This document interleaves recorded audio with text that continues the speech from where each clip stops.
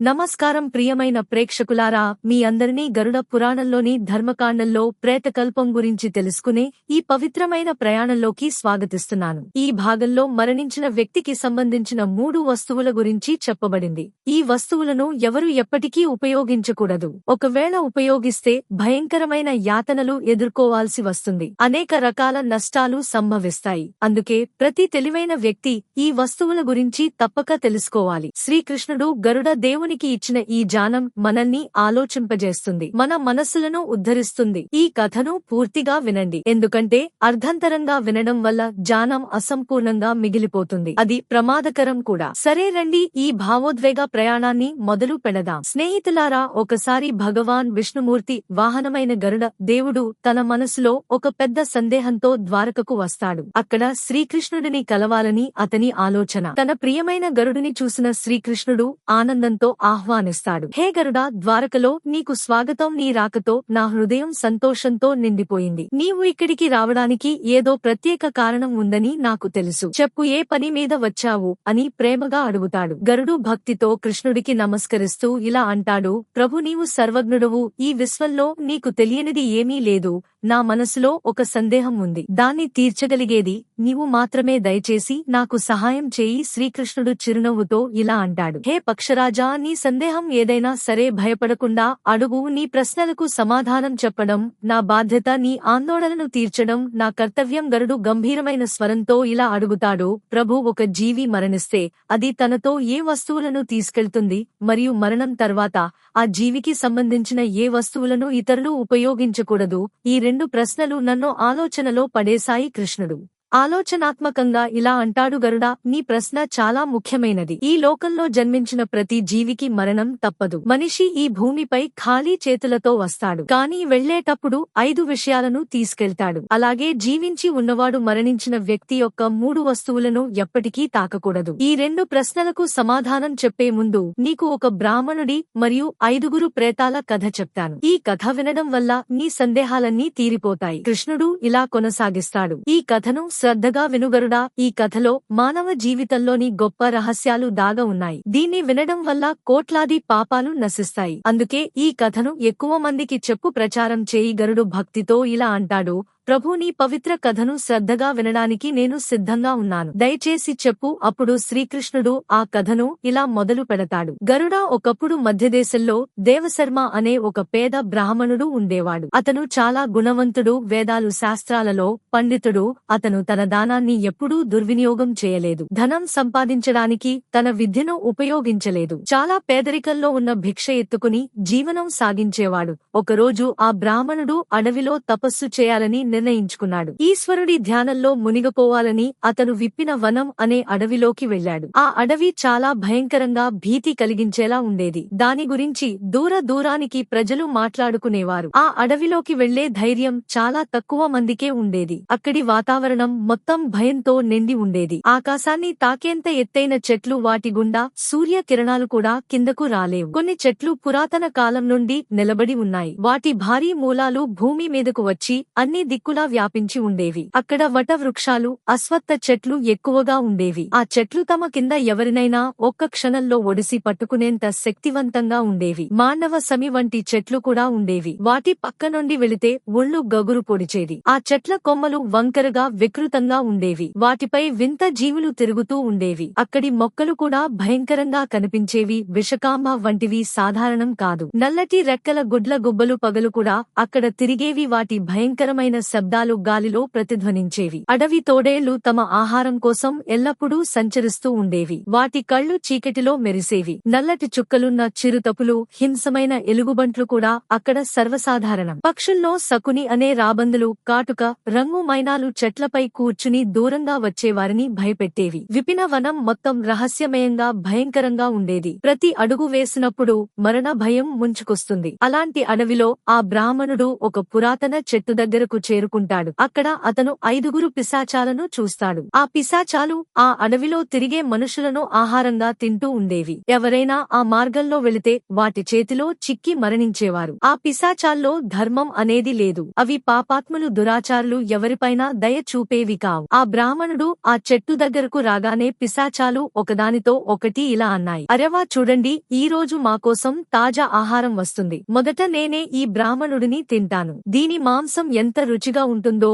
ఈ బ్రాహ్మణుడు సాత్విక ఆహారం మాత్రమే తీసుకుంటాడు కాబట్టి దీని శరీరంలో రోగాలు, పురుగులు ఏమీ ఉండవు. దీని మాంసం తినడం ఆనందంగా ఉంటుంది అని ఒక పిశాచం హాస్యంగా అంటుంది. రెండో పిశాచం ఇలా అంటుంది, ఈ బ్రాహ్మణుడిని నేనే తింటాను. చాలా రోజుల తర్వాత ఆహారం దొరికింది. అలా అవి ఆ బ్రాహ్మణుడిని తినడానికి ముందుకు వస్తాయి. కాని ఆ బ్రాహ్మణుడు ఆ పిశాచాలను చూసిన ఏమాత్రం భయపడలేదు. అతను భగవాన్ విష్ణుమూర్తి యొక్క గొప్ప భక్తుడు. ఎల్లప్పుడూ శ్రీహరి నామాన్ని జపిస్తూ ఉండేవాడు. అందుకే అతనికి ఎవరి భయం లేదు. ఆ పిశాచాలను చూసి అతను భయపడకుండా వాటికి నమస్కారం చేస్తాడు. హే పిశాచాలారా, మీకు నా నమస్కారం అని అంటాడు. ఆ బ్రాహ్మణుడి వింత ప్రవర్తన చూసి పిశాచాలు ఆశ్చర్యపోతాయి. విష్ణు భక్తుడైన ఆ బ్రాహ్మణుడి సాంగత్యంలో వాటి దుష్టత్వం కరిగిపోతుంది. ఆ పిశాచాలు ఆశ్చర్యంగా అతన్ని చూస్తూ ఇలా అడుగుతాయి, హే మహాత్మా, నీవు ఎవరు? ఈ భయంకరమైన అడవిలో ఒంటరిగా ఎందుకు తిరుగుతున్నావు? మమ్మల్ని చూసినా నీకు భయం లేదు. పెద్ద పెద్ద శూరవీరులు కూడా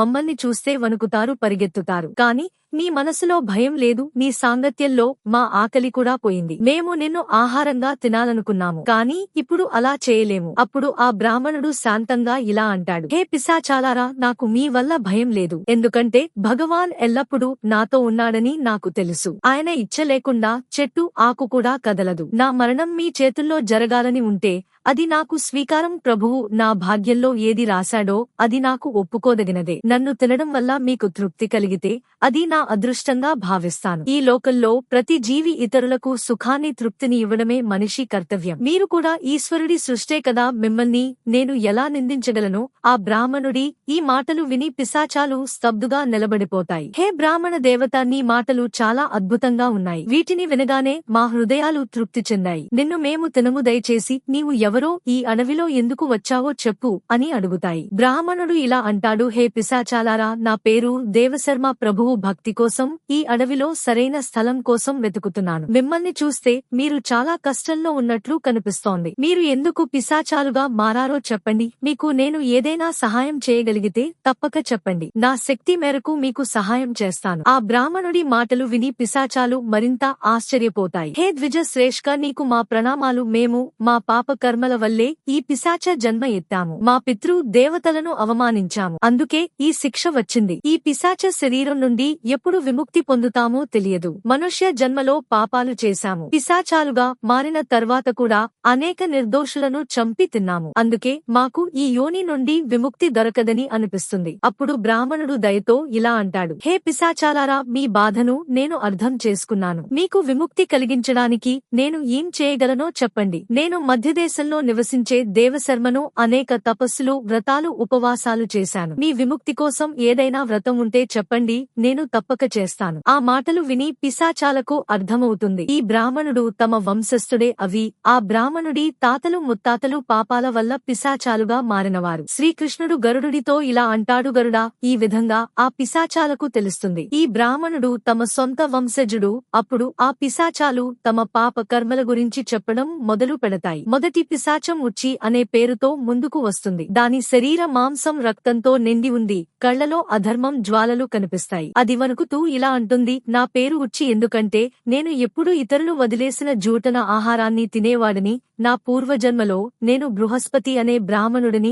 నీకు 5 తరాల ముందు పూర్వీకుడిని. నేను విద్వాంసుడిని, గౌరవనీయుడిని, యజ్ఞాలు, అనుష్ఠానాలు చేసేవాడిని. కానీ క్రమంగా నాలో లోభం పెరిగింది. ఇతరులు వదిలేసిన ఆహారం తినడం అలవాటయింది. జూటన్ ఆహారంలో నాకు రుచి కనిపించింది. అది అధర్మమని తెలిసిన ఆహారాన్ని తీసుకునేవాడిని. ఒకరోజు ఒక పవిత్ర యజ్ఞం తర్వాత వదిలేసిన ఉచ్చి ఆహారం తిన్నాను. ఆహారంలో విషం ఉండడంతో అక్కడే మరణించాను. ఇప్పుడు నేను పిశాచంగా ఉచ్చి ఆహారం తింటూ ఈ శాపంతో బతుకుతున్నాను. రెండో పిశాచం నగ్న అంగ అనే పేరుతో ముందుకు వస్తుంది. దాని శరీరం నగ్నంగా ఎముకలు కనిపిస్తూ ఉన్నాయి. అది బ్రాహ్మణుడిని చూస్తూ ఇలా అంటుంది, నా పేరు నగ్న అంగ ఎందుకంటే నేను ఎప్పుడు బట్టలు లేకుండా స్నానం చేసే చేసేవాడిని, నా పూర్వ జన్మలో నేను శరత్చంద్ర అనే బ్రాహ్మణుడిని, నీకు 6 తరాల ముందు పూర్వీకుడిని. నాకు ధ్యానం తపశ్శక్తి ఉండేవి కాని నా శరీరంపై గర్వం పెరిగింది. స్నానం చేసేటప్పుడు నగ్నంగా ఉండడంలో ఆనందం పొందేవాడిని. సమాజ నియమాలను అవమానించాను. ఒకరోజు నగరంలోని చెరువులో నగ్నంగా స్నానం చేస్తుండగా జలదేవత నన్ను శపించాడు. నీ గర్వం వల్ల పిశాచయోని పొందుతావని అక్కడే చెరువులో మునిగా మరణించాను. ఇప్పుడు నా శరీరం ఎప్పుడూ నగ్నంగా ఉంటుంది. ఇదే నా శాపం. మూడో పిశాచం సవస్త్ర అనే పేరుతో ముందుకు వస్తుంది. దాని శరీరంపై చనిపోయిన వారి చిరిగిన బట్టలు చుట్టుకుని ఉన్నాయి. దాని స్వరంలో బాధ ఉంది. నేను సవస్త్రను ఎందుకంటే నేను చనిపోయిన వారి బట్టలను దొంగలించేవాడిని. నా పూర్వ జన్మలో నేను అచ్యుతానంద అనే బ్రాహ్మణుడిని, నీ పూర్వీకుడిని. కాని నాలో లోభం పెరిగింది. శ్మశాన భూమికి వెళ్లి చనిపోయిన వారి వస్త్రాలను దొంగలించి అమ్మేవాడిని. వాటిని ధరించడంలో సుఖం పొందేవాడిని. ఈ అధర్మాన్ని చూసిన దేవతలు నన్ను శపించారు. శ్మశానంలో మరణిస్తావు, పిశాచంగా శవవస్త్రాలు ధరిస్తావని. శ్మశానంలో ఒక భయంకర పిశాచం నన్ను చంపింది. ఇప్పుడు శవవస్త్రాలు ధరించడమే నా శాపం. నాలుగవ పిశాచం అశోచ అనే పేరుతో ముందుకు వస్తుంది. దాని ఉనికి చాలా మురికిగా దుర్వాసనతో ఉంది. బ్రాహ్మణుడికి ఊపిరి తీసుకోవడం కష్టమవుతుంది. అశోచ ఇలా అంటుంది, నా పేరు అశోచ ఎందుకంటే నేను ఎప్పుడూ అపవిత్రమైన మురికి వస్తువుల్లో మునిగ ఉండేవాడిని. నా పూర్వ జన్మలో నేను ధర్మరాజ అనే బ్రాహ్మణుడిని, నీ పూర్వీకుడిని. నా జీవితంలో శుద్ధతకు స్థానం లేదు. బ్రాహ్మణుడిగా ఉండి కూడా అపవిత్ర జీవనం గడిపాను. తన మనసు శుద్ధిగా ఉంచుకోలేదు. మురికి బట్టలు ధరించేవాడిని, అపవిత్ర స్థలాల్లో ఉండేవాడిని, స్నానం చేయకుండా ఉండేవాడిని. ఇది అధర్మమని తెలిసిన ధర్మ నియమాలు పాటించలేదు. ఈ పాపం వల్ల దేవతలు నన్ను శపించారు. అశుద్ధంలో మునిగ పిశాచ యోనిలో తిరుగుతావని ఒక మురికి చెరువులో మునిగ మరణించాను. ఇప్పుడు ఈ పిశాచ యోనిలో అపవిత్రంతో చుట్టుముట్టి ఉన్నాను. ఐదో పిశాచం క్రవ్యద అనే పేరుతో ముందుకు వస్తుంది. దాని ముఖం రక్తంతో తడిసి ఉంది. చేతుల్లో మాంసం ముక్కలు ఉన్నాయి. అది భయంకరమైన నవ్వుతో ఇలా అంటుంది, నేను క్రవ్యదను ఎందుకంటే నేను మాంసం రక్తం లోభిని. నా పూర్వ జన్మలో నేను సోమదేవ అనే బ్రాహ్మణుడిని, నీ పూర్వీకుడిని. బ్రాహ్మణుడిగా ఉండి కూడా హింసాత్మక క్రూర జీవనం గడిపాను. మాంసాహారం హత్యల్లో ఆనందం పొందేవాడిని. అనేక నిర్దోష జీవుల రక్తం చిందించి వాటి మాంసం తిన్నాను. కుటుంబం సమాజ మర్యాదలను ఉల్లంఘించాను. ఈ అధర్మం వల్ల ఒక మాంసాహార భోజనంలో ఆవు మాంసం తిన్నప్పుడు మరణించాను. దేవతలు నన్ను శపించారు. పిశాచ యోనిలో రక్త మాంస లోభిగా ఉంటావని. ఇప్పుడు నేను క్రవ్యదగా ఉన్నాను. అలా ఆ పిశాచాలు ఇలా అంటాయి, హే వత్స, మేము ఎప్పుడు మురికి గంజి బట్టలు ధరించేవాళ్లం. అలాంటి బట్టలతోనే ఆహారం తినడం, పూజలు చేయడం వంటివి చేసేవాళ్లం. ఎప్పుడు ఉచ్చి ఆహారమే తినేవాళ్లం. అందుకే మాకు ఈ దుర్గతి పట్టింది. మేము నగ్నంగా స్నానం చేసేవాళ్లం. అందుకే మా పితృ దేవతలు మాపై కోపగించారు. పితృ దేవతలకు ఆహారం అర్పించలేదు. అందుకే మరణం తర్వాత ప్రేతయోని ఎత్తాము. అప్పుడు ఆ పిశాచాలు ఇలా అంటాయి, హే వత్స, నీవు మా వంశస్థుడివి. మమ్మల్ని ఈశ్వరుడు నీ దగ్గరకు పంపాడు. ఇది ఆయన కృపే. ఇప్పుడు మాకు నమ్మకం కలిగింది. నీవు మమ్మల్ని విముక్తి చేస్తావని. హే వత్స, ఇప్పుడు వెళ్లి మా విముక్తి కోసం ఉపాయం చేయి. తమ పూర్వీకుల ఈ దుస్థితిని చూసి ఆ బ్రాహ్మణుడు బాధపడతాడు. ప్రతి మనిషి తన పితృ దేవతలను విముక్తి చేయడం కర్తవ్యం అని ఆలోచిస్తాడు. అతను ఆ పిశాచాలకు మాట ఇస్తాడు, హే పితామహులారా, మీ విముక్తి కోసం నేను తప్పక ఉపాయం చేస్తాను. అప్పుడు ఆ బ్రాహ్మణుడు ముని అగస్త్యుడి దగ్గరకు వెళ్తాడు. పితృ దేవతల విముక్తి కోసం ఏం చేయాలో అడుగుతాడు. ముని అగస్త్యుడు అతనికి తర్పణం, శ్రాద్ధం, పిండదానం, దాన ధర్మాల గురించి వివరిస్తాడు. ఆ బ్రాహ్మణుడు ఒక పవిత్ర నదీ తీరానికి వెళ్లి ముని చెప్పిన ప్రకారం అన్ని కార్యాలు చేస్తాడు. మొదటి నదీ జలంతో తర్పణం చేస్తాడు. తర్వాత నదీ తీరంలో కూర్చుని పిండ దానం చేస్తాడు. తనకు సాధ్యమైనంత వరకు దాన ధర్మాలు చేస్తాడు. ఈ విధంగా ఆ బ్రాహ్మణుడి తర్పణం, దాన ధర్మాల వల్ల ఆ పిశాచాలు విముక్తి పొంది స్వర్గానికి వెళతాయి. అప్పుడు శ్రీకృష్ణుడు గరుడుడితో ఇలా అంటాడు, గరుడా, అందుకే మనిషి ఎప్పుడు ఉచ్చి వస్త్రాలు ధరించకూడదు. అంటే మురికి గంజి బట్టలు వేసుకోకూడదు. ఉచ్చి ఆహారం తినకూడదు. ఇతరులు వదిలేసిన నేలపై పడిన పితృ దేవతలకు అర్పించని ఆహారం ఉచ్చిష్టం అవుతుంది. హే గరుడా, ఇప్పుడు మరణించిన వ్యక్తి యొక్క ఏ వస్తువులను జీవించిన వారు ఉపయోగించకూడదో చెప్తాను. శ్రద్ధగా విను. మనిషి ఈ లోకంలో జన్మించి భౌతిక సుఖాల మోహంలో పడతాడు. మరణం తర్వాత కూడా ఆ వస్తువులపై మోహం వదలడు. కృష్ణుడు ఇలా కొనసాగేస్తాడు, ఒక మనిషి సాంసారిక వస్తువుల మోహాన్ని వదలకపోతే వివిధ యోనులో జన్మించి ఈ భూమిపై తిరుగుతాడు. కొన్నిసార్లు ఈ మోహం అంతగా ఉంటుంది, మరణం తర్వాత కూడా ఈ భూమిపై ప్రేతయోనిలో తిరుగుతాడు. అకాల మరణం సంభవిస్తే కూడా ప్రేతయోనిలోకి వెళతాడు. అలాంటి ప్రేతం తన కుటుంబ సభ్యులను బాధ పెడుతుంది. కొన్నిసార్లు మనిషి చనిపోయిన వారి వస్తువులను జ్ఞాపకంగా దగ్గర ఉంచుకుంటాడు లేదా వాటిని ఉపయోగిస్తాడు. కానీ కొన్ని వస్తువులను ఎప్పటికీ తాకకూడదు, ఎందుకంటే ఆ వస్తువులతో చనిపోయిన వ్యక్తి శక్తి జోడించబడి ఉంటుంది. ఆ వస్తువులపై చనిపోయిన వ్యక్తికి మోహం ఎక్కువగా ఉంటుంది. మరణం తర్వాత కూడా ఆ వస్తువులతో అతను అనుబంధం పెట్టుకుంటాడు. ఎవరైనా ఆ వస్తువులను ఉపయోగిస్తే అనేక సమస్యలు ఎదుర్కొంటాడు. ఆ చనిపోయిన ఆత్మ అతన్ని బాధ పెడుతుంది. అందుకే చనిపోయిన వ్యక్తి వస్తువులను ఎవరూ ఉపయోగించకూడదు. ఆ వస్తువులను ఇంట్లో జాగ్రత్తగా ఉంచవచ్చు లేదా నదిలో ప్రవహింపజేయవచ్చు, కానీ వాటిని ఉపయోగించడం మాత్రం చేయకూడదు. ఆ చనిపోయిన ఆత్మశాంతి కోసం అతని ప్రియమైన వస్తువులను దానం చేస్తే చాలా శుభకరం. మొదటి వస్తువు చనిపోయిన వ్యక్తి బట్టలు. ఆ బట్టలను ఎప్పటికీ ధరించకూడదు. వాటిని వేసుకుంటే చనిపోయిన వ్యక్తి ఆత్మ ఆ బట్టలను ధరించిన వ్యక్తితో జోడించబడుతుంది. ఆ వ్యక్తికి చనిపోయిన వారి జ్ఞాపకాలు బాధిస్తాయి. దీనివల్ల ఆ వ్యక్తి మానసికంగా శారీరకంగా బలహీన పడతాడు. చనిపోయిన వారి శక్తి అతనికి అనుభవం అవుతుంది. అందుకే ఆ బట్టలను ఎప్పుడూ ధరించకూడదు. వాటిని దానం చేయడం ఉత్తమం. దీనివల్ల ఆత్మకు శాంతి లభిస్తుంది. రెండో వస్తువు చనిపోయిన వ్యక్తి ఆభరణాలు. ఆభరణాలు కూడా బట్టలాగే ఆత్మశక్తి స్రోతస్సులు. చనిపోయిన వ్యక్తికి ఆభరణాలపై బట్టల కంటే ఎక్కువ మోహం ఉంటుంది, ఎందుకంటే ఆభరణాలు అందంగా కనిపించడానికి ధరిస్తారు. కానీ ఒక వ్యక్తి మరణిస్తే ఆభరణాలను మరొకరు ధరిస్తే ఆత్మ అసౌకర్యంగా ఫీల్ అవుతుంది. ఆత్మ ఆ వ్యక్తిని బాధ పెడుతుంది. మోక్ష మార్గంలో వెళ్లకుండా ఈ మరణ లోకంలోనే తన కుటుంబాన్ని ఇబ్బంది పెడుతుంది. అందుకే ఆభరణాలను ఎప్పటికీ ధరించకూడదు. వాటిని కరిగించి దానం చేయడం మంచిది. మూడో వస్తువు చనిపోయిన వ్యక్తి జపమాల. జపమాల ఆ వ్యక్తి జీవితంలో పుణ్యం యొక్క తాళం చెవి. మరణం తర్వాత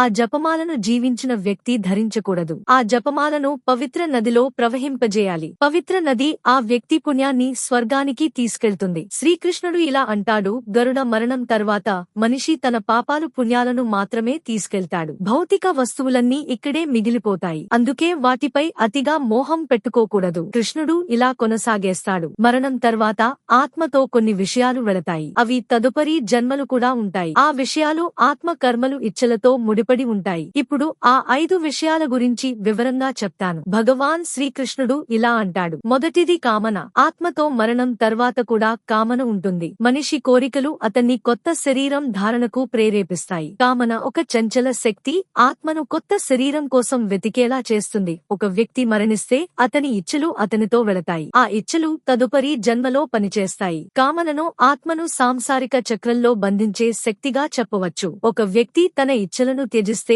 అతనికి మోక్షం లభిస్తుంది. అందుకే మరణ సమయంలో ఇచ్చలను వదలడం చాలా ముఖ్యం. ఇచ్చలను తీసుకెళ్లేవారు మళ్లీ జన్మిస్తారు, ఎందుకంటే ఆ కామనలు వారిని ప్రేరేపిస్తాయి. రెండోది వాసన. వాసన కామన యొక్క ఉన్నత రూపం. ఇది మనిషిని ఇంద్రియ సుఖాలు భోగాల వైపు ఆకర్షిస్తుంది. ఈ లాలసకు అంతం లేదు. మరణ సమయంలో కూడా చాలా మంది వాసన నుండి విముక్తి పొందలేరు. ఈ వాసన సాంసారిక వస్తువులు, ధనం, కుటుంబం, భోగాలపై ఆకర్షణను పెంచుతుంది. వాసన చాలా శక్తివంతమైనది. మరణం తర్వాత కూడా ఆత్మతో ఉంటుంది. విష్ణు పురాణంలో రాజా భరత కథ ఉదాహరణ. రాజా భరత ఒక జింక పిల్లపై అతిగా ప్రేమ పెంచుకున్నాడు. మరణ సమయంలో కూడా ఆ జింక గురించే ఆలోచిస్తూ ఉన్నాడు. దీనివల్ల తదుపరి జన్మలో అతను జింకగా జన్మించాడు. ఇది వాసన ఆత్మను బంధనాల్లో ఉంచుతుందని చూపిస్తుంది. మనసు శాంతి ధ్యానంతోనే వాసన నుండి విముక్తి లభిస్తుంది. మూడోది కర్మ. కర్మ మనిషి యొక్క అతి ముఖ్యమైన సంపద. మరణం తర్వాత కూడా వెళ్తుంది. జీవితంలో చేసిన మంచి చెడు కర్మలు తదుపరి జన్మలో ఫలితాలను ఇస్తాయి. మరణ సమయంలో ఆత్మ చేసిన కర్మల లెక్క తీసుకోబడుతుంది. మంచి కర్మలు చేస్తే పరలోకంలో సుఖం, శాంతి లభిస్తాయి. తదుపరి జన్మలో సంపద లభిస్తుంది. చెడు కర్మలు చేస్తే నరకం లేదా దునహకమే జీవితం వస్తుంది. అందుకే ధర్మశాస్త్రాల్లో కర్మకు ఎంతో ప్రాముఖ్యత ఇవ్వబడింది. కర్మగతి అద్భుతమైనది. 7 జన్మల వరకు ఆత్మను వెంటాడుతుంది. అందుకే ఎల్లప్పుడూ పుణ్య కర్మలు చేయాలి. నాలుగవది రుణం. రుణం కూడా మరణం తర్వాత ఆత్మను వెంటాడుతుంది. జీవితంలో ఎవరి నుండైనా రుణం తీసుకుని చెల్లించకుండా మరణిస్తే ఆ రుణం తదుపరి జన్మలో కూడా ఉంటుంది. రుణం ఆత్మపై ఒక బంధనంలా పనిచేస్తుంది. అది చెల్లించే వరకు ఆత్మ విముక్తి పొందదు. మరణం తర్వాత పరలోకంలో కూడా రుణం చెల్లించడానికి శిక్ష పడవచ్చు. పునర్జన్మలో రుణం వల్ల శారీరక మానసిక కష్టాలు ఎదుర్కోవచ్చు. అందుకే జీవితంలో తీసుకున్న రుణాలను చెల్లించి ఆ తర్వాతే మరణం వైపు వెళ్ళాలి. అప్పుడు ఆత్మ ఈ భోజు నుండి విముక్తి పొందుతుంది. ఐదోది భక్తి. భక్తి ఆత్మను ఈశ్వరుడితో కలిపే పవిత్ర మార్గం. సచ్చిదానందంతో భగవంతుడిని ఆరాధించే వ్యక్తి ఆత్మ మరణం తర్వాత కూడా ఆ భక్తి ఫలాన్ని పొందుతుంది. భక్తి ఆత్మను జన్మ మరణ చక్రం నుండి విముక్తి చేసి మోక్షానికి తీసుకెళ్తుంది. భక్తితో నిండిన హృదయం మరణం తర్వాత కూడా ఈశ్వరుడి సమీపంలో ఉంటుంది. అందుకే భక్తిని జీవితంలో అతి పవిత్ర సాధనంగా చెప్పారు. ఈ విధంగా శ్రీకృష్ణుడు గరుడుడికి చెప్పాడు, ఆత్మతో మరణం తర్వాత కామన వాసన కర్మ రుణం భక్తి వెళతాయి. ఈ విషయాలు ఆత్మను జీవన చక్రంలో బంధిస్తాయి లేదా మోక్షం వైపు నడిపిస్తాయి. స్నేహితులారా, ఈ విధంగా శ్రీకృష్ణుడు గరుడుడికి అమూల్యమైన జ్ఞానాన్ని ఇచ్చాడు. ఈ సమాచారం మీకు నచ్చిందని ఆశిస్తున్నాను. ఈ వీడియోను లైక్ చేయండి, కామెంట్ లో జై శ్రీకృష్ణ అని రాయండి మరియు ఛానల్ ను సబ్స్క్రైబ్ చేయండి. మీ అందరికీ ధన్యవాదాలు.